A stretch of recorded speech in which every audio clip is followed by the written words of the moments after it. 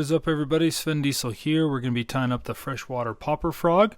The reason I call it the freshwater popper frog is one, it's a popper head. It's imitating a frog, and we're using a new product by Whiting Farms called their freshwater streamer hackle. But you can see it's pretty basic. We're using the hackle for the legs and the body. We're putting a popper head on, and we're just throwing some rubber legs through the popper head to create the front arms.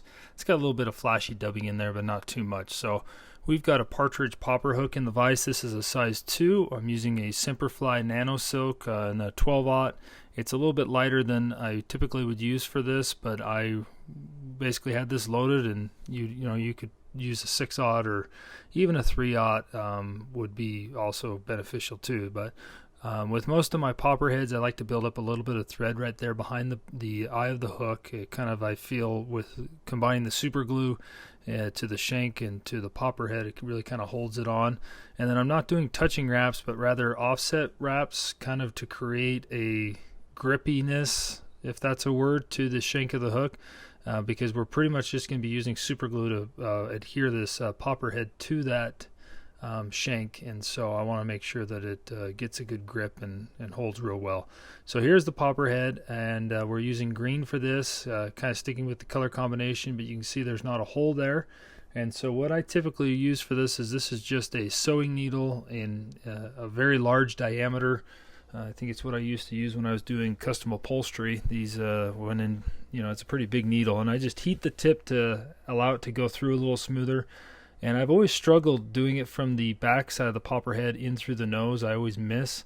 So what I do now is I do it twice. So I start and I go through the nose of this popper head, and then make sure to kind of keep it level, so that I'm not making a, if you go straight back, it will create the popper to be at an angle rather than sit flat. And so there's a lot of books and theory behind popper placement at what angle. So to each is his own. This is just how I do it. And then I heat it again and insert it the other way. But this time I make sure to slide the needle all the way through to kind of widen that gap that we're going to be pushing this up and over the eye of the hook. And so you can see we have a pretty good hole there. It's just about perfect for these popper hooks. And we'll go ahead and adhere a little bit of super glue. This is not a gel, because I don't want to have to wait quite a while for the gel to set up, and I just make sure to apply an even coat, just rubbing it with the nozzle here and applying that super glue kind of on each side of the shank of the hook here, making sure there's a pretty generous amount but not enough that it's going to drip. And just remember, since it is the liquid super glue, you don't have a lot of time to work with it. It's going to bond pretty quick. So I usually push it on and then ramp it forward, pushing all that excess super glue kind of right there into the nose and adhering to that thread. And then I check my hook gap. This looks pretty good, and you can see right there I got it at a slight angle, but just enough that I think that it will offset from the hook point weight and the angle of the popper head. And so you can also put this popper head on a reverse way. I just think this looks more like a frog, and I've had really good luck with it. But the other way, of course, pushes a little bit more water and is much more beneficial. So to each is his own. This is just how I do a reverse frog head. So what we're going to do is I just got a little bit of flashy dubbing here. I'm going to make a kind of a bump here at the bend of the hook. And we're going to not really care. It's not like you're doing a nymph where it has to look super perfect and you're going to see it. We just want to make a durable bump here to separate those hackle fibers. And it looks like I got a little bit of red dubbing in there. Not a biggie, because I'm going to apply a little bit more and go over it again. And so basically we have a little bump here that looks like the size of a tungsten bead. And we will make sure those fibers are secure. Do some real nice touching wraps right there to secure that down. Trying to avoid that hook point at all costs on your thread. I've had it snap many times, and you can't be too careful, but just make sure you try to avoid it. So for the legs, we're using this freshwater streamer hackle by Whiting. It's a smaller version of the American hackle, a new line of chickens, I believe, and this is a dark grizzly olive. So it's got some barring, it's got some real nice stiffness to it, and I think it's going to make perfect frog legs. So I'm going to go ahead and take some of these in proportion to the hook size I'm using. I'm going to select them from the middle of the cape, and I'm just going to grab about 4 of these at a time and just pluck them off from the skin here, and we'll go ahead and use them. So you need I've done 2 for each leg, and I think that's pretty good. I've done 3, I've done 4, but I think 2 is just enough, especially when this is a size 2, and I usually, for size 4 and 6s, these are mini frogs we're doing. And I'll just go ahead and prep it so that the overall length of the leg is slightly longer than the bend of the hook to the hook eye, and then I'll tie it in on the top of the shank but on my side. And we'll go ahead and check the positioning here. Notice how I tied it in with the curving of the feather going up. I think that helps to mimic the way the frog would sit on the top of the water. And I'll make sure to do some nice securing wraps once I get it kind of in position. And you can see here I have it coming out almost at a V, a 45-degree angle from the shank of the hook.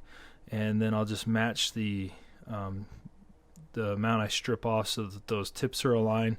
If they're slightly off, that's okay, because that kind of mimics toes and more lifelike characteristics. So we'll go ahead and snip that out. And now we just need to do the same to the other side, and I will tie those in at an angle going the opposite direction off the shank of the hook, but I'll match up so that the legs are the same. I don't know too many frogs where one leg is, an inch or 2 off from the other, but you never know. So tie them in so that they match, makes it easier, and we'll go ahead and trim out that feather, and we got 1 more to go. You can also prep all your feathers at once to make sure they're all the same, and we got a nice V going on here. I really like that. So let's prep the last feather here and tie it in just right there on top of that, and that looks pretty good. And I'll secure these stems all the way up as close as I can into that popper head, and that helps also to make sure we got a nice good secure legs, so that when they do take hits or get bit with a short strike, they'll hold and be good. Now these are kind of V'd a little bit much, and so what I'm going to do is I'm going to pinch them on each side of the shank of the hook and then wrap my thread back onto them, pushing them against that oops, see, I snagged it on the hook point. So let's go ahead and fast forward through restarting my thread, and here we are again. So just make sure you watch that hook point, and I'll continue to I wrap those back a little bit more, and we are now ready to spread them out just a little bit. If they're not where you like them, just kind of figure eight them a little bit, and you can pretty much position them in any direction you want. And I just do this to kind of really make sure they're nice and secure and will stay put. Generally when they get wet, they'll kind of go to a little bit together, but then on the dead, when you're not stripping it, will kind of spread out again. Now for the body, I'm selecting some of these back fibers from this freshwater streamer hackle. It's got a little bit more webbiness to it, but not a whole lot. That's the difference I also see between this and the American hackle, is there's not a lot of webbiness, and we don't need the whole feather. And so we'll go ahead and just trim out this tip here, prep it, do a little triangle, and I'm going to tie in 2 of these to get a real nice body, and we may need a 3rd feather, but I just don't have the skills to do 3 at a time, and so I usually just stick to 1 or 2. But we'll go ahead and prep the other feathers so they match and tie it in by the tip. And I'm using the same color as the legs, sticking with this green olivey color, which mimics a lot of the frogs. And I like this grizzly because it just adds tons of depth and variation to it. And so now I'm being extra careful watching that hook point so that I don't break my thread again. So that'll probably be the 5th time in my life I think I've broke a 12-0 silk, so that means this is a good hook. I'm excited now. Now to make my life easier, I'm just going to dub this body, add a little bit of flash that might shine through, but we're going to use touching wraps here with this body hackle, and so I don't know if we'll see this, but when stuff gets wet, you never know. And we'll go ahead and preen that up and get it ready and just dub it on, creating kind of a nice uniform body there. And then end with our thread right there, right up against the popper. So now we're time to palmer this. Put your stems together, preen those fibers back. You can do some serious preening if you want. I generally just preen it as I come up and around. And we're trying not to wrap over our legs that we already have set where we want them. And then once we get this started and it's looking good, then you just start turning and it's going to look nice. It's going to be a little bit difficult with this popper head and our thread right there. You're going to have to kind of start, instead of doing vertical wraps here, going straight up and down, we're going to have to start doing angled wraps pretty soon. And if you wrap over the previous wraps of hackle, that's okay too. It seems like my stems are separating a little bit, but that also not a biggie. We're here to create a nice body, and I think we just accomplished that. Even with the sloppy palmering wraps, you can spend as much time as you want, but I don't think the fish care. And so I'll make sure to do a couple good twist turns right here, right up against the popper head. Try not to mat down this hackle, because if you start wrapping over itself, it will lay more flat. I'd rather let the water determine that. And we'll go ahead and tie off this stem. It doesn't look like I need another feather, but if you're tying a larger size, you could use another feather. And then you just want to snip out your stems, and then we'll do a double whip finish, both of which will be 3-turn whip finishes. Try to minimize your amount of wraps right now at this point, because the more wraps you do, the more likely you are to mat that hackle down for the body. And so I'm making sure, taking my time, trying to really work this right up against that popper head. And it would be a little bit easier if we tied it in the other way, and we'll do another video demonstrating that. But basically you flip the head around, and instead of gliding across the water, it's going to push the water a lot more. So there's about the main differences between doing the popper head this way versus the other way. And I got in the habit of doing this when I was doing double popper bodies. It just looked like a better frog to me, and that's how I generally fish these. But I applied just a little bit of UV resin here on the belly just to keep all that hackle secure, our whip finish, and trying to create a little bit more of a durable fly. But we've got a good hook gap here. I'd like to have more, but with this size popper head, that's about as good as we can get. And now for the last step, we're going to add some rubber legs. And I'm struggling to find my my needle. I set it down somewhere. I used the same needle I did for putting the hole through the popper head, and we're going to heat it up. I'm going to put it in some hemostats here so that I don't burn my finger, and heat it up. It doesn't take a lot, and we're going to position it right here behind where our traditional eyes would be. You could actually put it where the eyes would be, because I don't add eyes to this frog for the purpose of, we're gliding it more across the top, and I think the frog eyes would technically be on the top of this particular fly, and so I just have never put eyes on, and I don't think the fish have mattered, or they don't care. So I'm positioning it where I think the arms would traditionally be. I don't have a ton of foam that these are going to adhere to, but I'm going to use these buggy legs in an olive to match our freshwater grizzly dark olive. And I'm going to pull off about 3 or 4 strands off this tab. And it helps to leave, if you get a part of the tab, to leave it on. And all I do is I take those 3 or 4 and wrap them around my finger and create a knot. And sometimes it's a little bit difficult, especially on the camera. So I'll do a double wrap it around 2 fingers and just slide it in between. And we create that knot. And then I'll do it to the other side. And the distance between these knots, I generally, because when you're trying to mimic and create something that's the same every time, you use objects that when you're tying. And so I basically put these 2 knots so they're about the distance of the hook.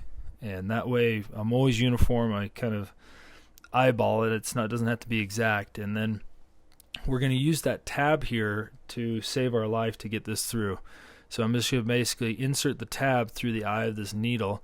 And if you struggle with this and you keep tearing these legs, you can moisten them with your mouth. I don't do that because I'm going to be super gluing these in place, and so I don't want moisture in there at this point. And we'll go ahead and make sure your hook this needle goes through the same holes that you created when it was hot. And that way we're not, adding extra holes or pushing or breaking, and then pull it through so that the end is through, and there we go. We've got it. So to make this easier, I'm going to trim off the one side. You can wait until it's glued in, but just leave a little bit of space there for the fingers outside of your knot, and then I pull it almost to where the knot is even with the foam, and I just apply a little bit of super glue right here along the rubber legs, and put a generous amount. And we're going to go ahead and pull it through. You don't have a lot of time to work with it, so pull it through further than you think you need, and then back it off, and then keep those legs straight. If you let them bunch up or spring up on each other, they're going to be stuck to each other because we just basically applied a lot of super glue to those legs. So that's pretty much it. Pretty simple frog, floats like a dream, got the silhouette of a frog, and it like I said, you can reverse this popper head to be of more benefit for pushing water, but this one I like to glide a little bit better, and that's why I put those hackle fibers up. So I hope that this, you can tie it up in a few different colors, browns and brighter greens, but this has been a really good color scheme for me, so thanks for watching.